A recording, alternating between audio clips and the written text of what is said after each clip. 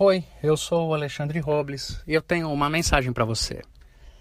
Um outro homem bastante importante na história de Israel, também um sacerdote chamado Eli, ele tinha 2 filhos que eram pessoas terríveis, 2 rapazes que eram corruptos, pervertidos, faziam coisas terríveis em Israel e envergonhavam o pai e criavam inclusive uma situação no meio do povo de desconfiança, e o povo começou a questionar Eli sobre esta relação com os filhos, porque eles seriam naturalmente também sacerdotes, mas eram pessoas terríveis.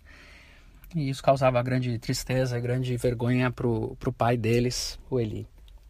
Esse é um homem tão comum, como muitos de nós, como muitas histórias que a gente conhece de pessoas que criaram seus filhos da melhor maneira que podiam, que ensinaram seus filhos, que mostraram o caminho certo, que desejavam que os seus filhos vivessem a justiça e vivessem uma vida boa, normal e satisfatória, mas que, por muitos motivos que a gente não tem nem como ficar julgando, esses filhos decidiram viver uma vida completamente diferente da vida que os pais tinham e resolveram viver de um jeito vil, mau, corrupto, terrível, e trazendo muita vergonha para esses pais. Assim como Eli, muitas pessoas passam por isso, sofrem isso e vivem isso. E a gente comete muitos erros quando a gente olha para essas histórias.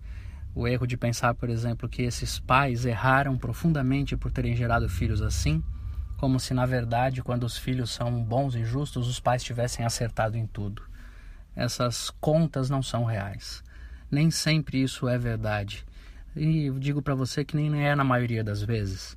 Muitos filhos que se desencaminham por sua história têm pais bons e justos.